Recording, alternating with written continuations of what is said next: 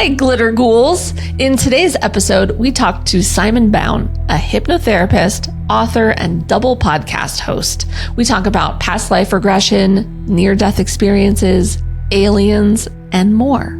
I'm Lauren Leon. And I'm the captain now. We are a married couple learning how to develop our own intuition. And this is episode 80 of Clairvoyaging.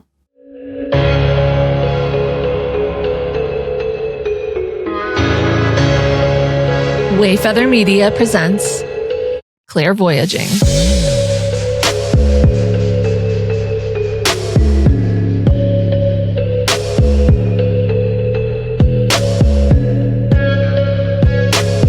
All right. What's going on, everybody? Hey, everyone. How's it hanging?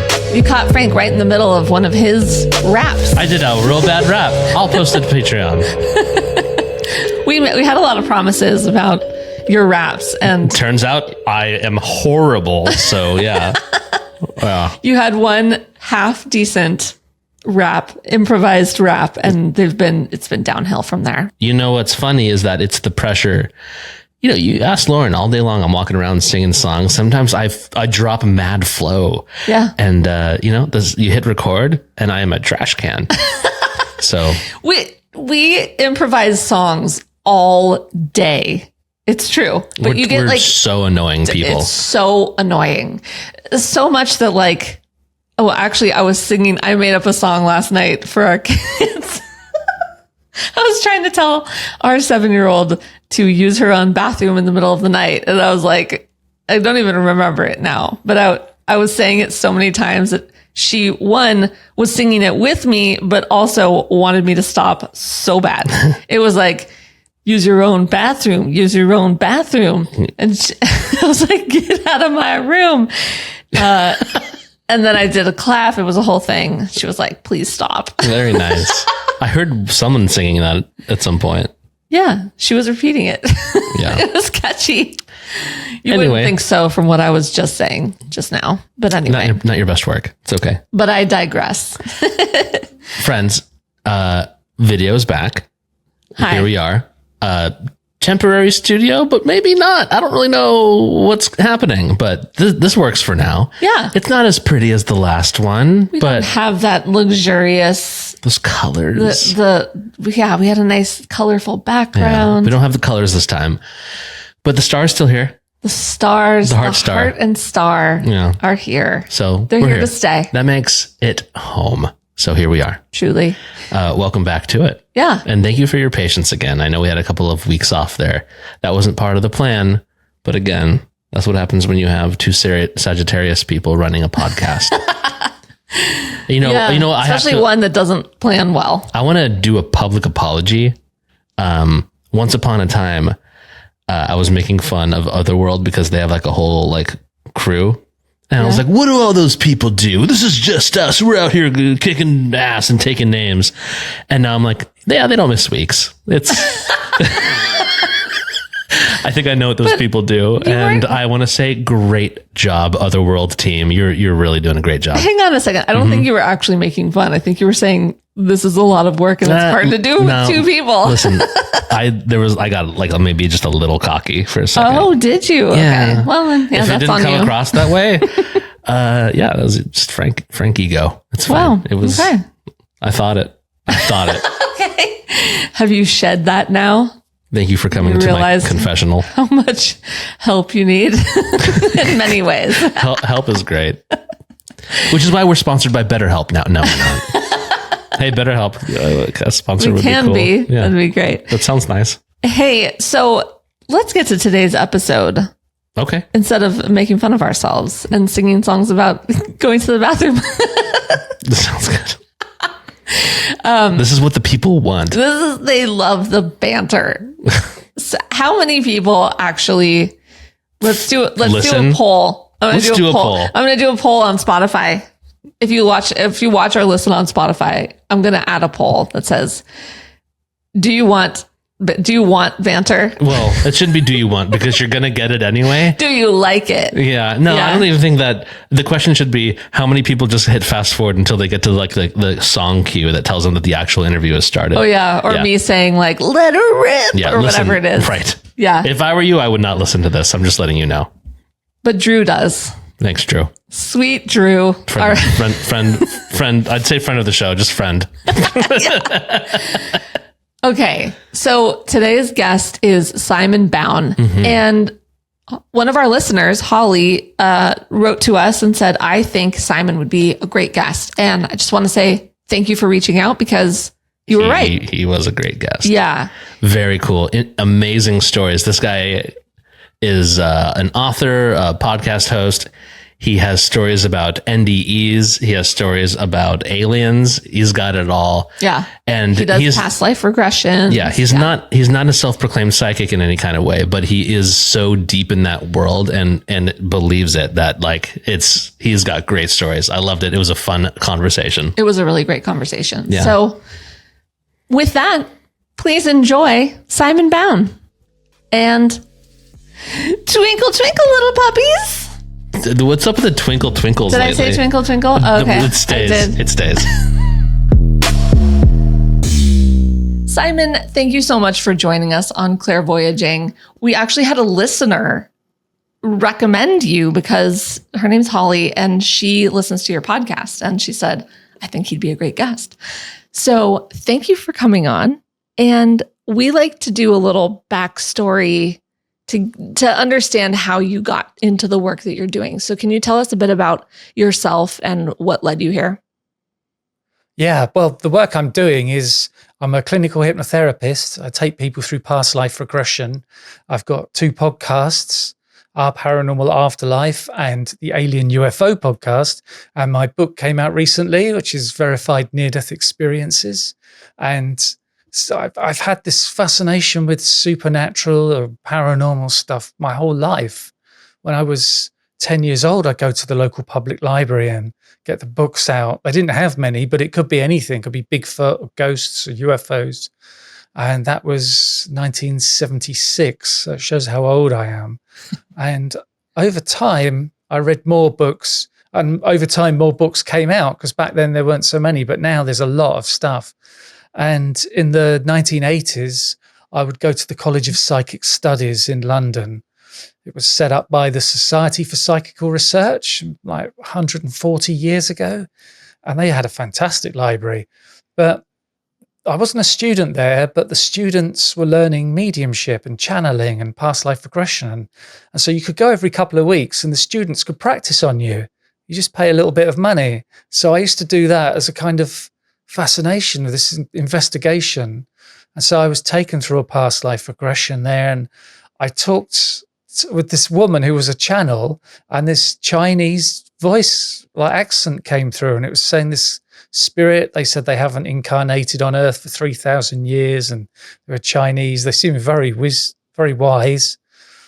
And so then more books came out, and I was reading books about alien abduction on one side and afterlife stuff on the other, like near-death experiences and mediumship. And I was taken through a number of past life regressions over time, and I decided that's something I wanted to do because I was working in IT, and it was all to do with servers and networking, and it might be what you call soulless, and I wanted to do something soulful. So I got my diploma in clinical hypnotherapy and I got certified in past life regression therapy. And I was listening to a lot of podcasts about all this kind of stuff. And I was thinking, man, maybe I could do that.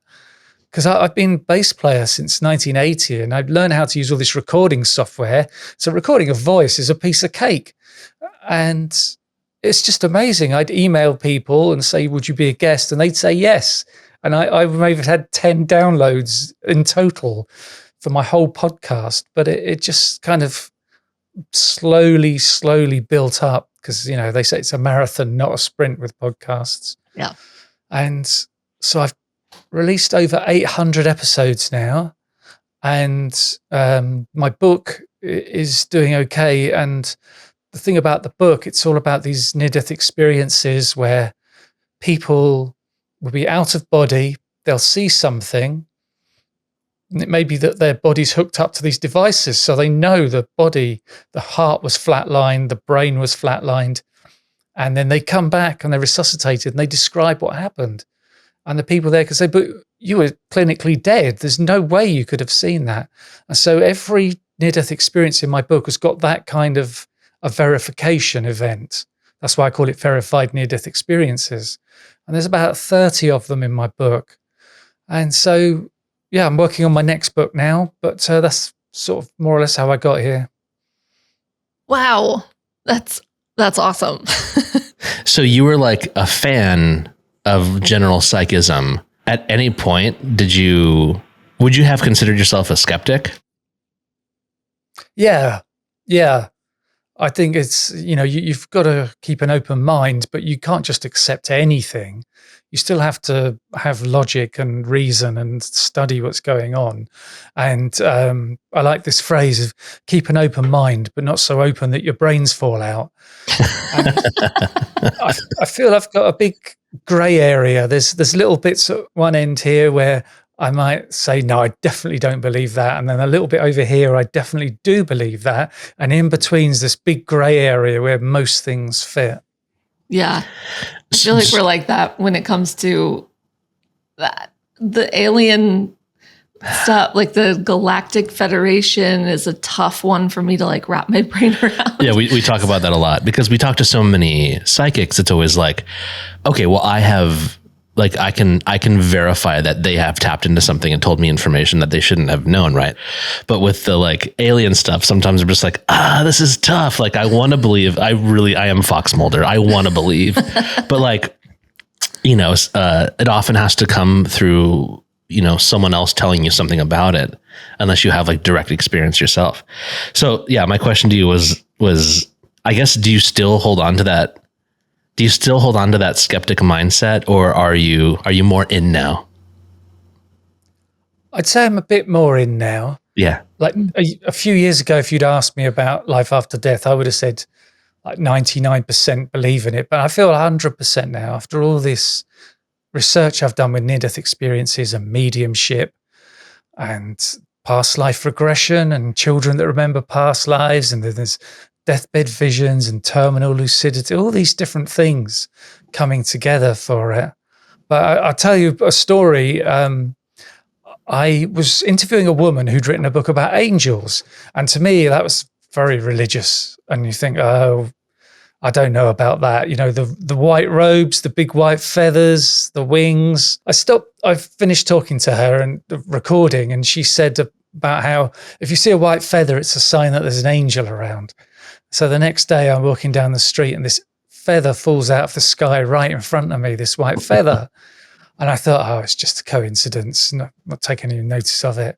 And a few weeks later, I was interviewing a medium for the podcast. And again, we stopped the recording, we were talking, and I mentioned it to her and she said, oh yeah, that's a sign angels around. If you see a feather showing up in a weird way.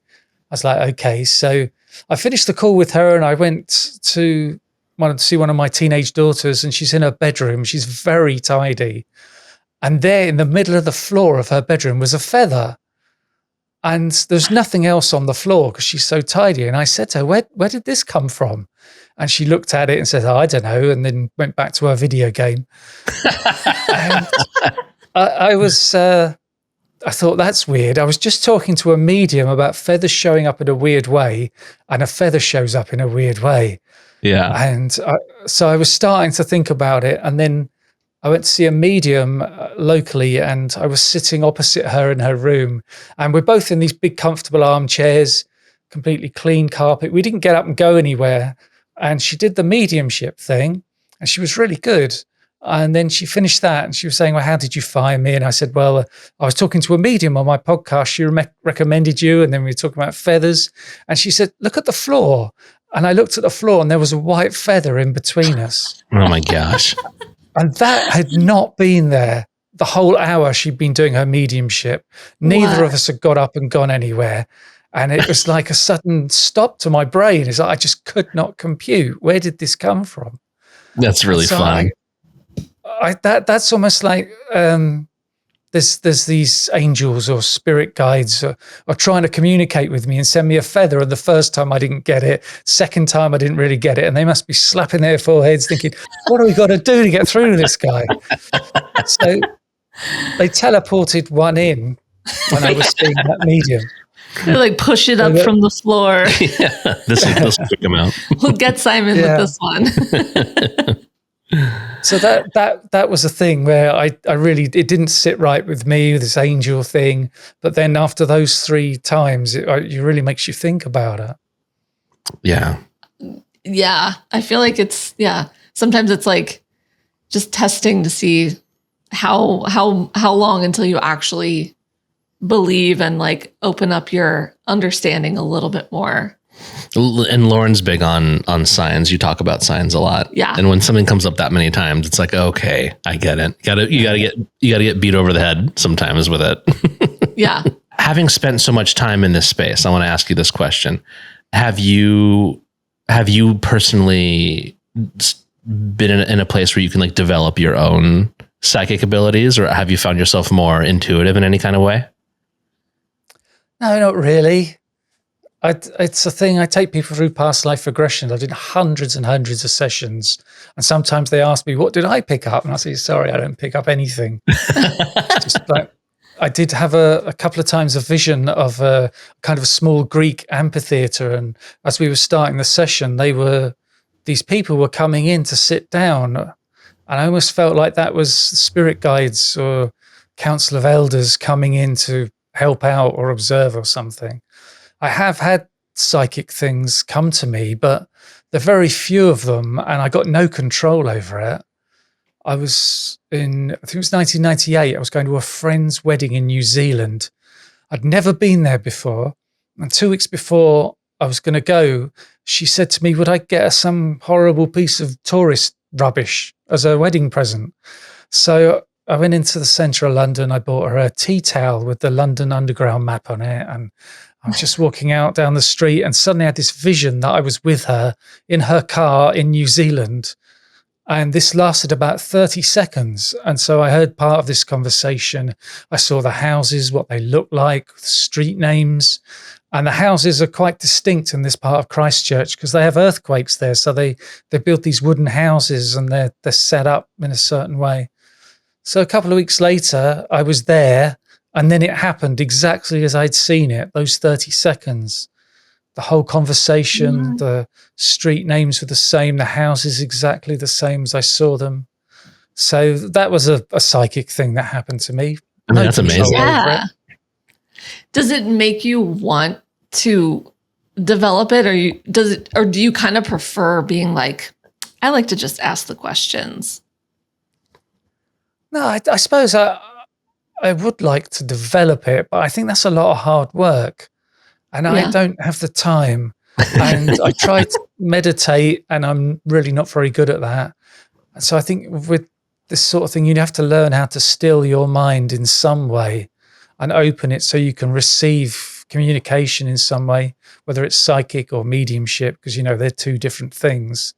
And and also, I've reached an age now where I'm looking for retirement rather than development.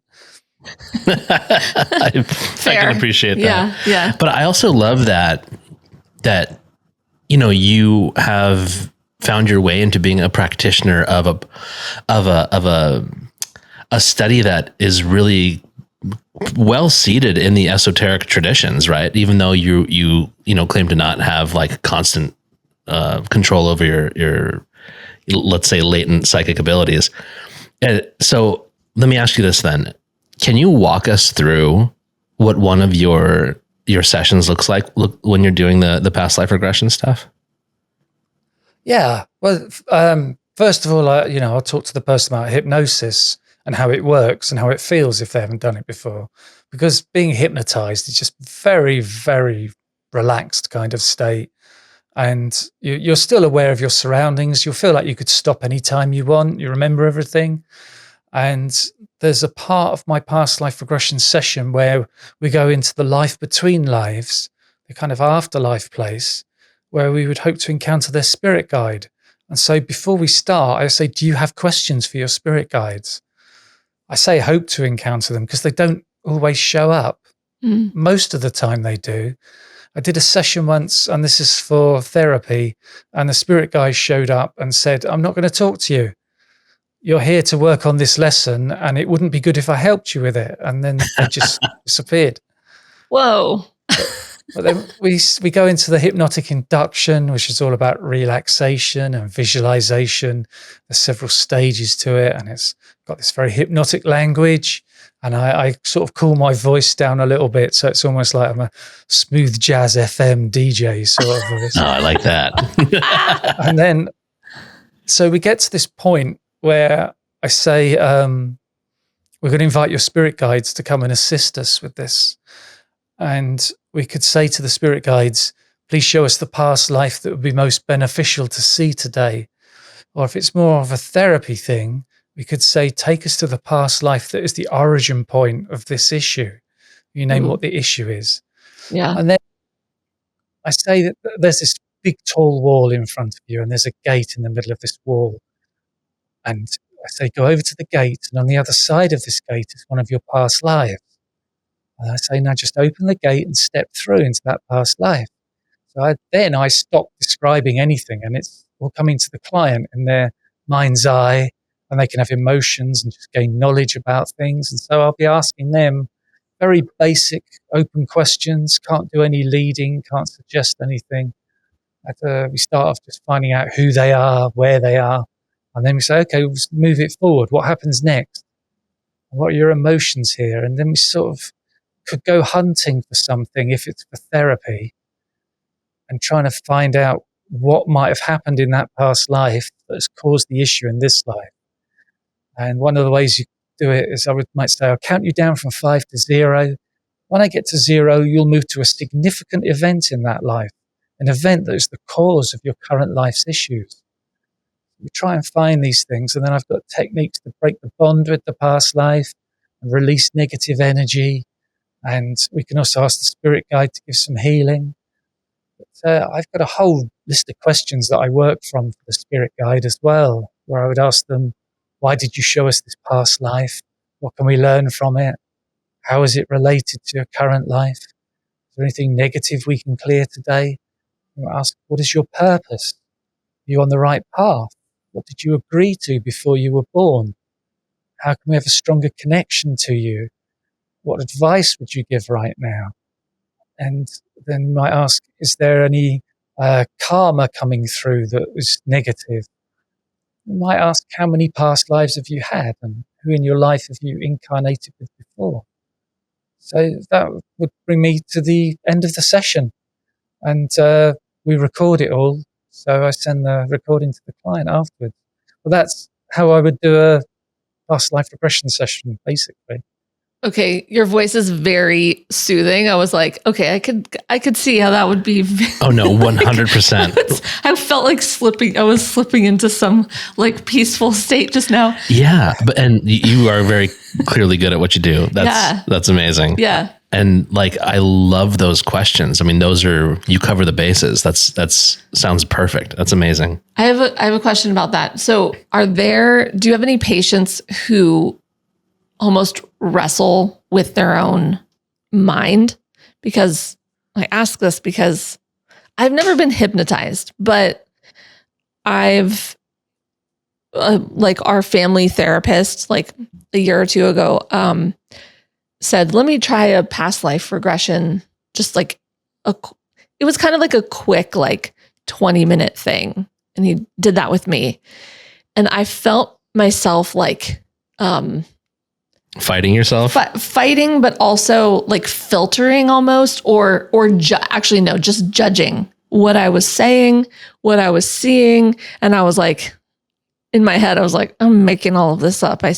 But I wasn't, but I was doubting it so much. So do you have patients who, like, how do you deal with that? Someone who's a little self-judgmental, I guess, like me. One of the things that I say is that it's all recorded.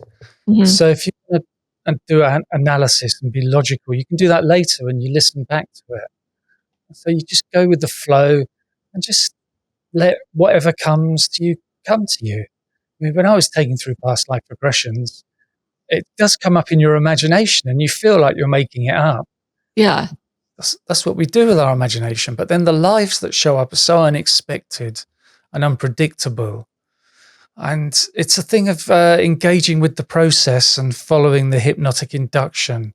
And I often start calls and people say, I'm really nervous. I don't know if I can do it.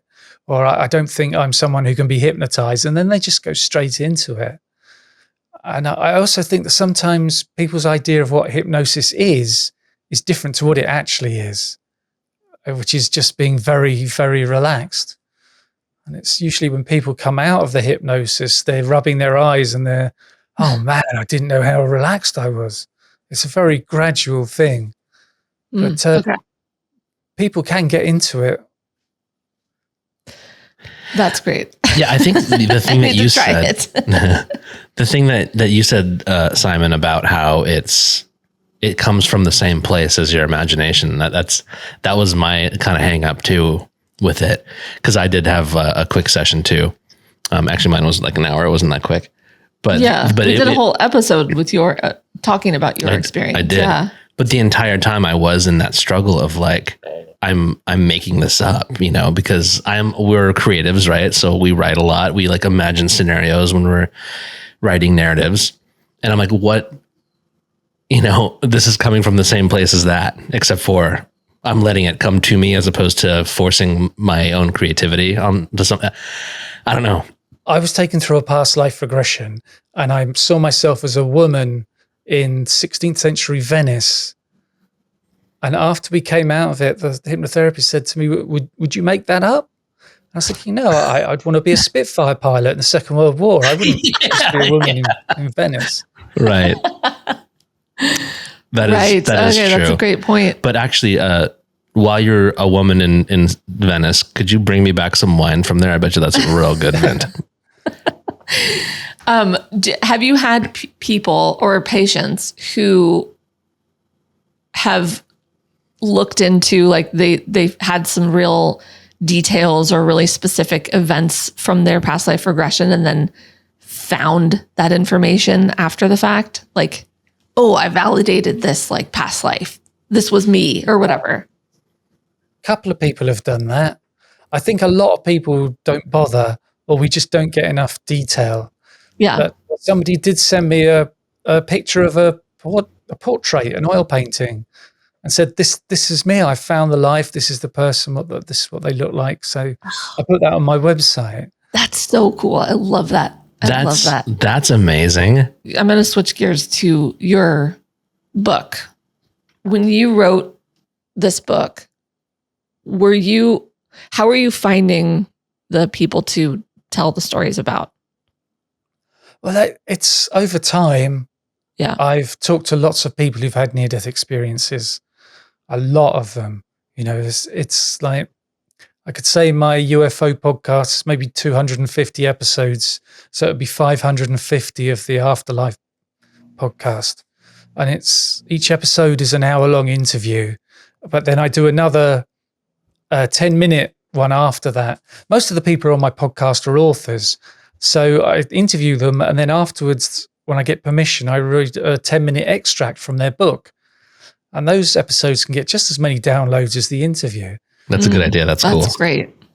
So I came across so many people that had these verification events. And I find this particularly interesting because it's some kind of evidence. There's something you can talk to witnesses about.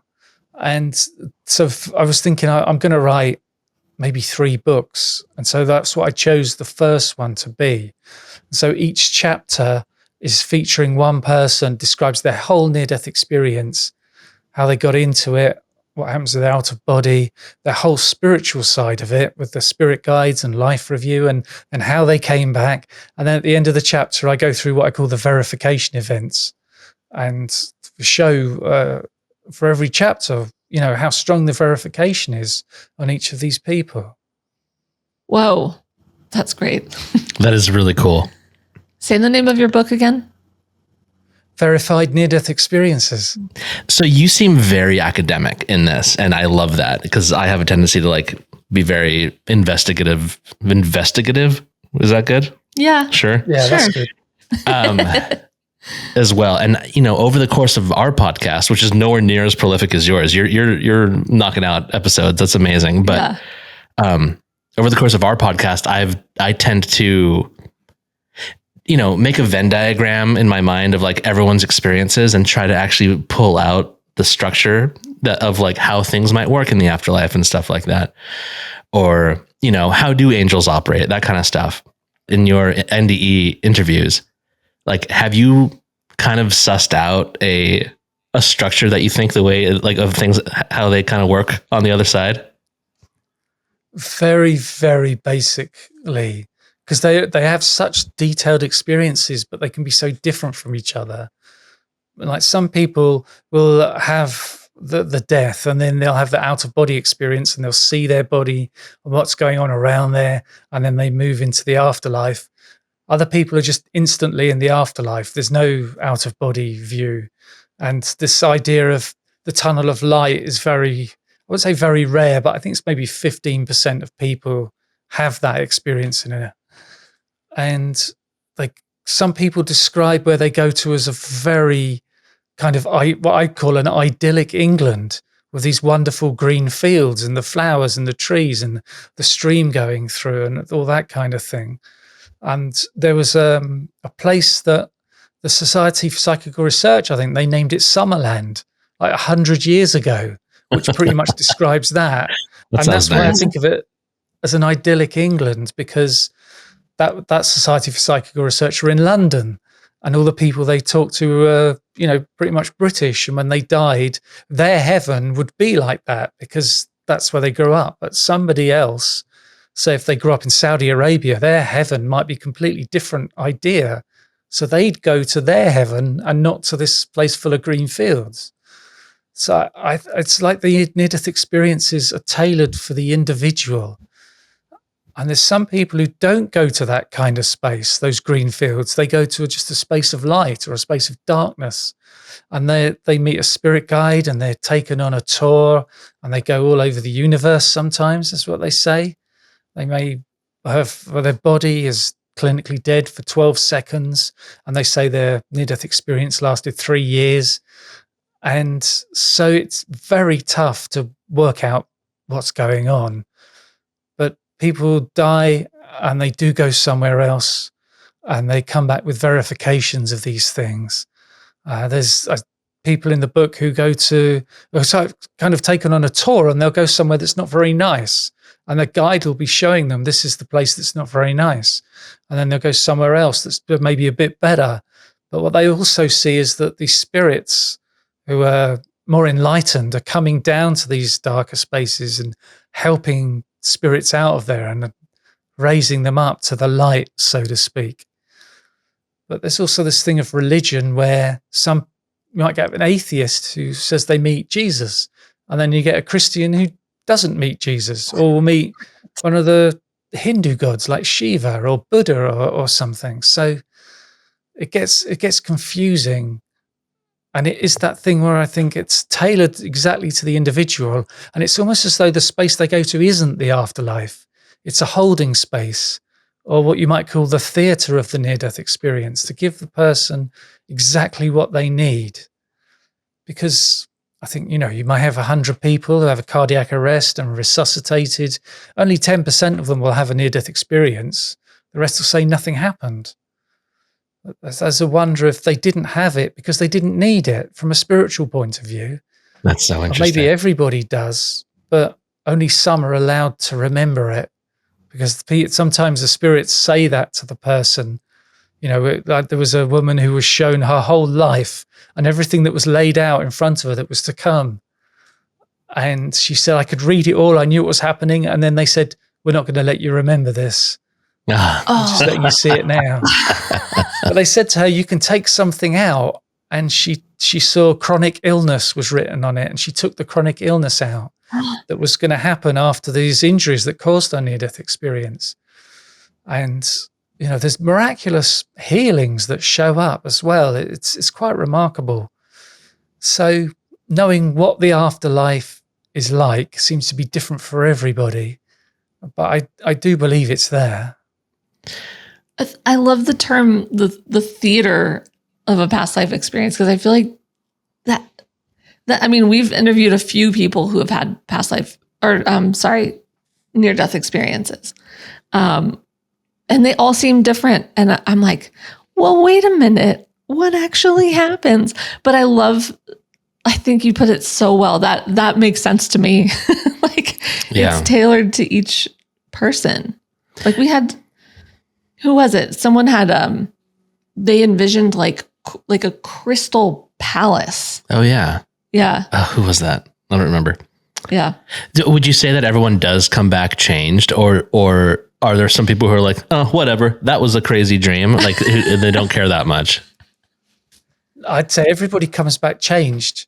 Yeah. But some people, the change comes after a while, and other people it's instantaneous.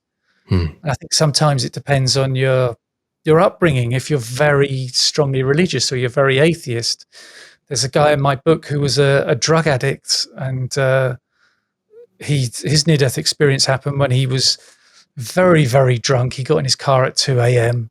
He was full of heroin.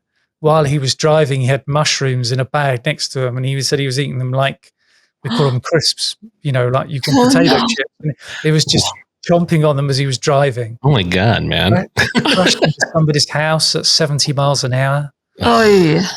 And he said he was an awful person. And this is when I was thinking he's 19 years old, this happened. And after he came out of the near-death experience, it took him a while to really realize what had happened and what it was all about. And he's a completely changed person now. And that's a guy called Malcolm Nair, I think it is. He's like a life coach now and a spiritual mentor for people. Wow. That's amazing. But good God, that's gnarly. That's a crazy. That's crazy. That guy knows how to party. No, he doesn't. Yeah, I guess that's true. Wow, that's wild. Okay, I do have a question for you regarding, sorry, now we're kind of jumping back and forth between NDEs and past life stuff, but I guess it's somewhat related.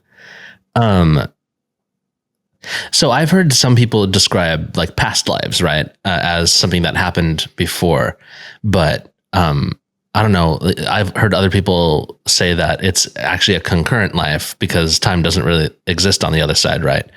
Like, do you have an opinion on that? Yeah, I say that's both correct. It's a thing for us. It's linear, isn't it? It's one after the other. Yeah. But in the afterlife, people with near-death experiences and others will say, it doesn't seem like there is any time. Near-death experiences say that they can be in several places at once and be completely engaged in every place, and it's not at all overwhelming. And so I feel it's kind of like an image I have of a tree where the trunk is the soul and every leaf is a different life. So as the tree is experiencing all the leaves at the same time, the soul experiences all the lives at the same time, because that afterlife space, there's no time there. So it's a thing where your soul will put a part of itself in each life. So it's kind of like me, Simon, when I die, I don't reincarnate, but my soul is putting another spark of itself in another life. I feel like you should write a book. That was beautiful.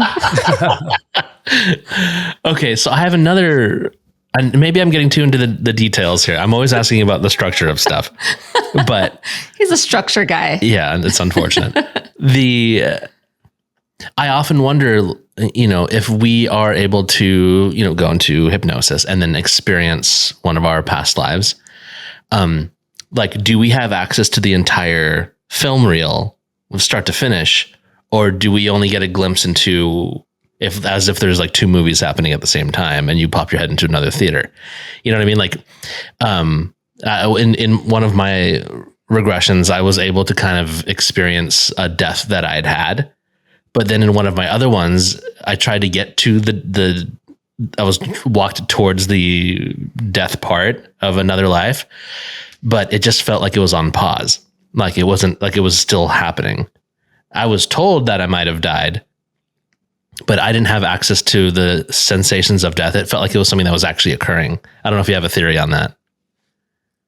I think the spirit guides, if it is them that choose which past life you see, they decide what you see, and they'll show you what is good for you. And if they don't show you your death, it might be because they just don't think it's important. Or it may be that you don't see some people. I've sessions quite a lot. People may be in this space with their past life family, and they're getting this great view of their children. But it may be the husband, the lady saying, I just can't get a good image of him. I can't see his face or what he's wearing, but he's there. And I think, yeah, the spirit guides, he's not important. That's not what this is about. It's about the children. And so it's like you won't see the death there because they don't feel you need to see it. That makes sense. Yeah. That makes sense. You got what you needed out of that reading. Yeah. And it was very specific things. Right. So in that, that makes sense for me too. And for that one that I experienced, because in that one, I was on something of like a quest and I was very ill prepared and I didn't have what I needed. And I tend to like, I don't want to call myself a doomsday prepper, but I have some stuff just in case, put it that way. So I have a sometimes unreasonable need to make sure I have everything to like encounter an emergency. And some people just call that anxiety, but it's deeper than that for me. You like to be prepared. I like to be prepared. Very prepared. Oh my gosh. So I wonder, like in according to like your theory, like maybe I'm tapping into that, or the guides are like, oh, maybe it is a good idea to have some stuff that you need, or, you know, there's something there that I could like think about a little bit and really like dwell on, see what the lesson is in that. So I had a client who always had to have food in the house.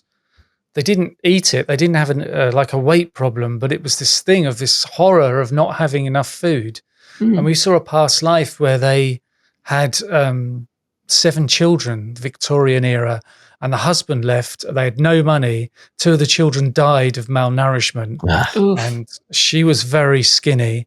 And in this life, there's this feeling she's always got to make sure there's enough food for everybody.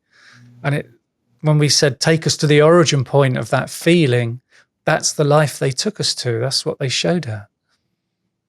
Oh, that is so fascinating to me. I think you need to do like a full... I know. I was going to say it. It would be so cool to see what your things are. Yeah. All right, you should do that. Yeah, because there's certain things where you're like, well, I know where some of my whatever fear or trauma or just recurring pattern comes from. But then sometimes I'm like, I don't know why I do that, or I don't know why I'm scared of that thing, you know? Yeah. That's so interesting. I'd love, you know what we need to do? And maybe we should tap into Simon here, like at a later date. I would love to know what your issue with time is. Because Lauren is... I think that's ADHD. Lauren is, I don't know. Lauren is clinically late. She doesn't wear a watch. She doesn't want to wear a watch. She like doesn't want to acknowledge the fact that time is a thing. And like, there's got to be something to it. Wait, correction. I want to. I just am I'm not skilled at it. I think there's something genetic, not like from your genes. I think you had some genetic programming from past lives or something. Something's going on. Maybe.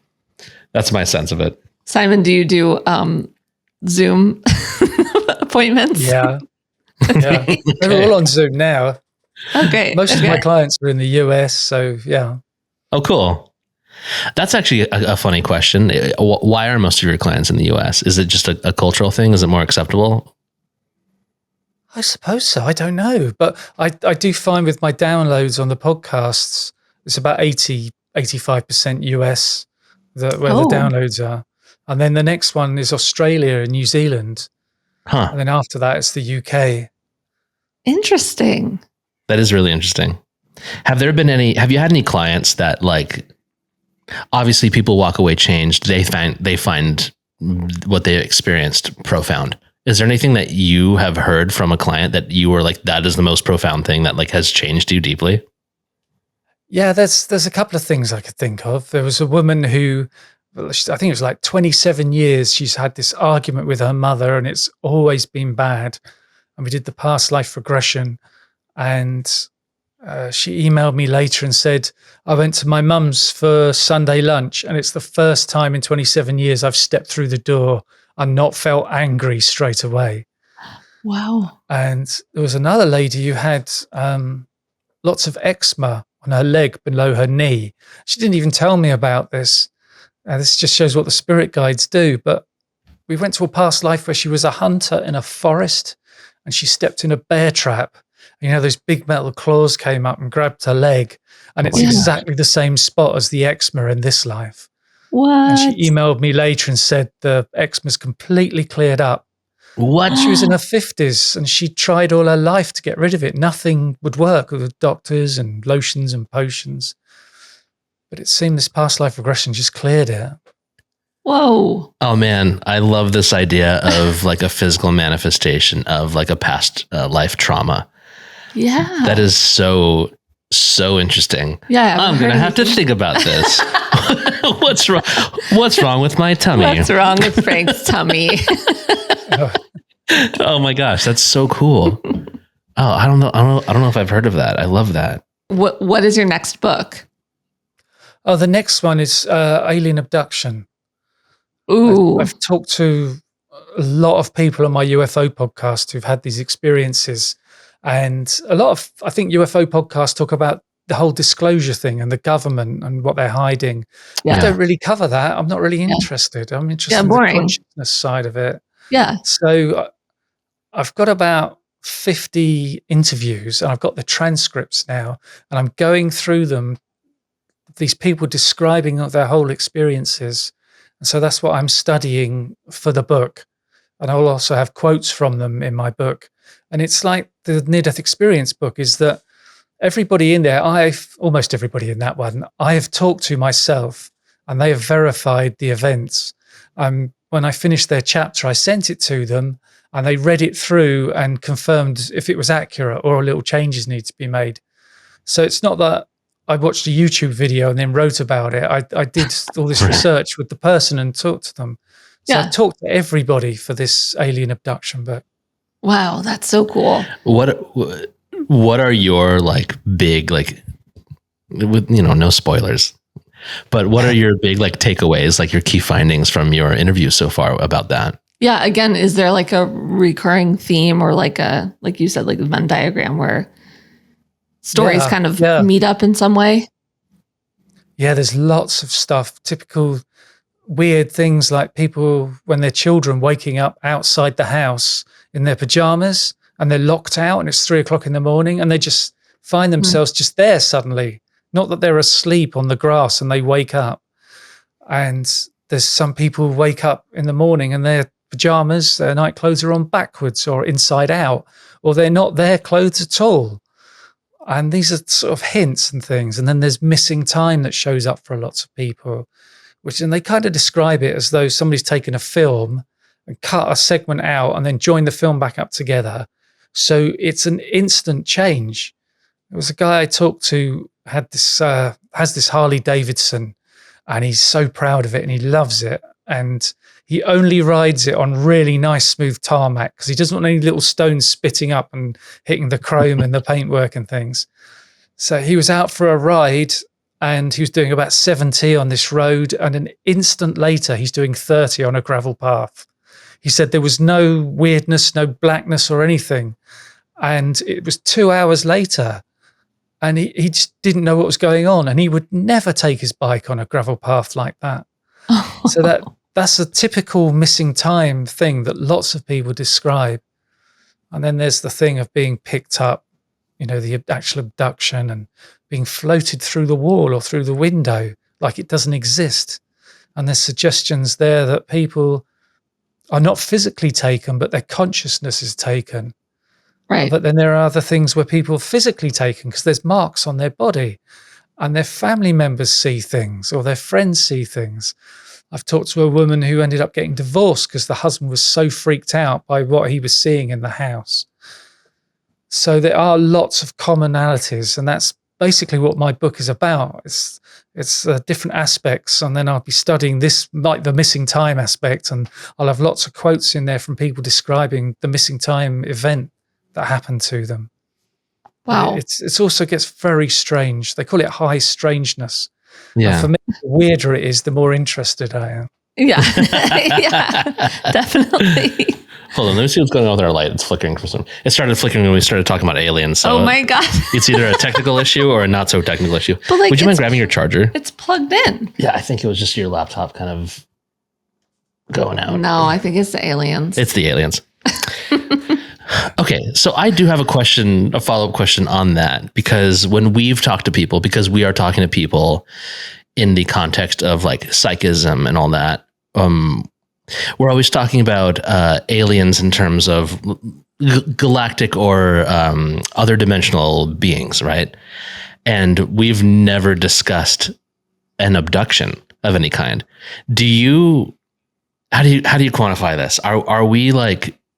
Are these two different creatures? Do we have like the things from other planets that are abducting people, and then there are also the like spiritual aliens, or what do you think? It seems to be something like that. Yeah. And it's like the human race. There's going to be different viewpoints and different agendas and things. Sure. Different people describe different alien beings, but it gets very weird. There's one guy I talked to who said the alien said to him, this is one of the Greys, they said, "This is not what we look like where we come from. We're not physical. What you see of us is what you imprint upon us with your consciousness." Huh. Oh. So that's part of the high strangeness that I really like to find. Yeah. But, also can you define the Greys, just for anyone who hasn't? That's the classic like gray alien. I know, but I mean, it took a while for me to even know what that was. Oh. Because there's the short ones, maybe 3.5, 4 feet tall with the big head and the big black eyes. And then there's taller ones than that. And then there's the ones they call the tall whites, which look pretty much the same, but they're 6 or 7 feet tall. And it appears that the short ones are maybe genetically engineered, and that they're made to perform certain tasks, and they're not so clever. And it's the tall ones that the actual aliens that may have evolved somewhere. But there's another thing of looking at it is, why are they so much like us? Why they got a head and 2 arms and 2 legs? How is it they're perfectly fine in our atmospheric like pressure? And why is it none of our viruses or bacteria cause them to be ill? How are they just fine in our gravity? So it may be that they were genetically engineered to be on Earth, to do what they need to do on Earth. They're more kind of biological robots. That's so interesting. That's such an interesting take. Yeah, I've heard that. I've heard like time travelers, or like they're coming back in time and like abducting people to like fix their DNA or something. There's like been I've heard so many different things about what they might be. Do you have a take on any of that, or are you just like in collect data mode and observe? Yeah, I mean, I've been reading books since the 80s about alien abduction, and I've seen UFOs close up myself a couple of times. You've experienced a UFO? Yeah, I was. I did a gig west of London in this town, and this would have been about 93. And we packed up all the gear in the cars. It was 1 a.m. Monday morning. I'm heading on the M40 and back into London. And I remember noticing there were no other cars around on the motorway, which was a little odd. But up ahead of me on the left was a really bright light and this empty field. And, you know, we drive on the left, and I knew that stretch of motorway really well. And I was thinking, there's nothing in that field. There's no houses. How come there's such a bright light? I thought maybe they're doing emergency electric system repairs or something. And so I slowed down and I checked my mirrors again. There's no other cars. And I got my speed down, maybe 5 miles an hour. And just as I got to where that light was, it came into view as this UFO, this craft that was about 25 feet off the ground and 200 feet from me. and it was completely silent. It didn't move an inch the whole time. And it had many, many little red lights across one half of the bottom. And the other end, there was a really bright spotlight pointed at the ground. And the craft was shaped like a rugby ball. And the spotlight was so bright.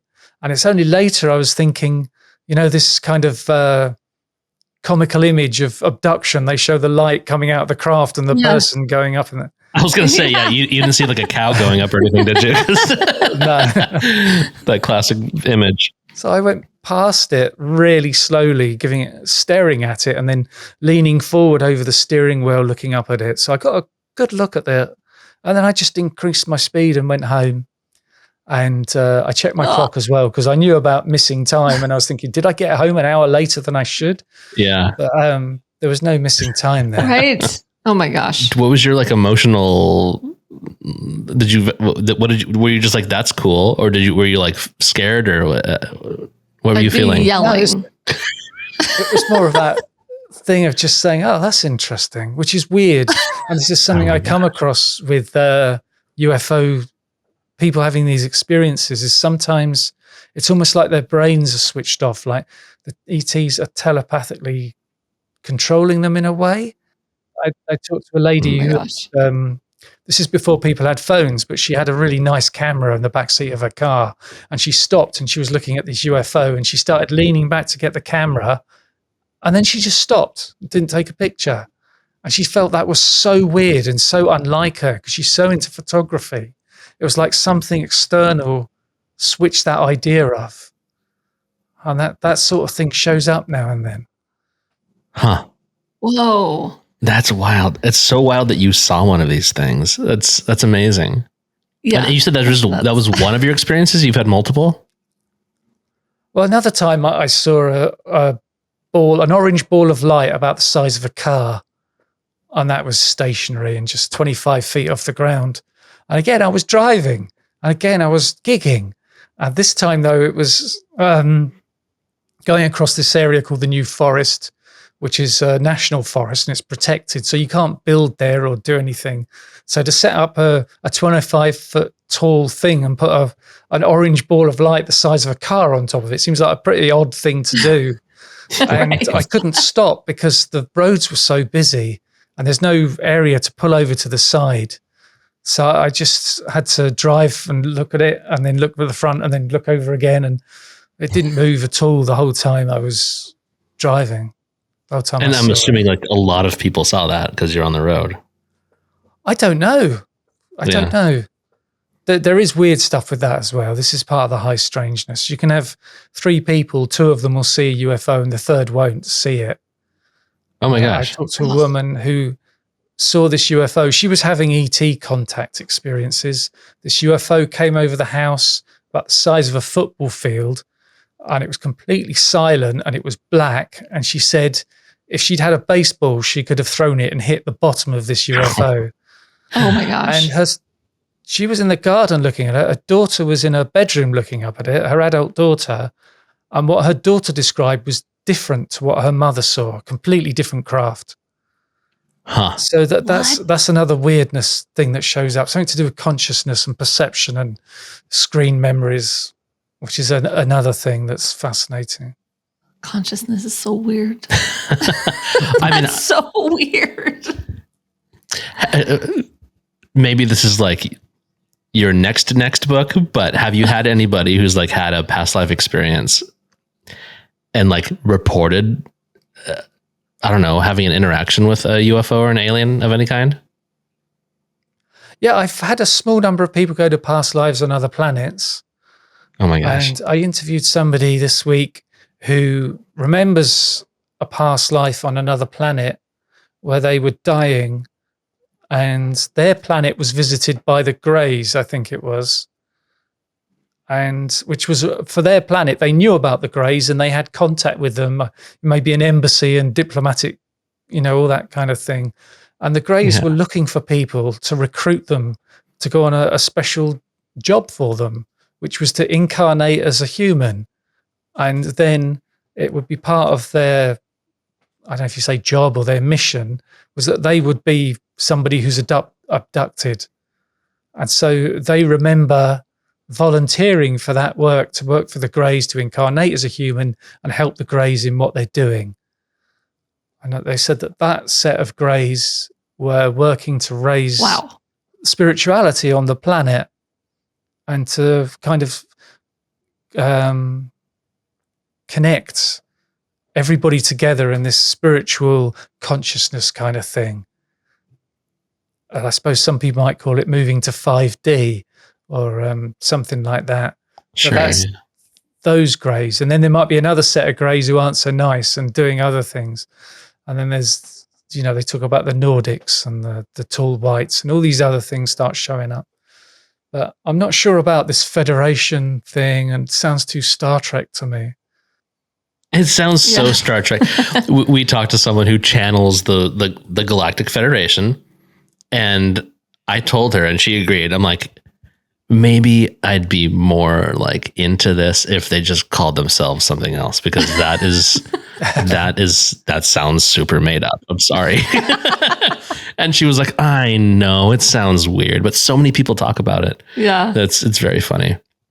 Yeah. Wow. That's crazy though. Going to a past life regression, like, let me figure out what's wrong with my tummy, or like, why am I so like stuck in this pattern? And then realizing like I was an alien. Oh, I'm a Lumerian who's been visited by the Greys, and I volunteered to be abducted. Yes, that was my past life.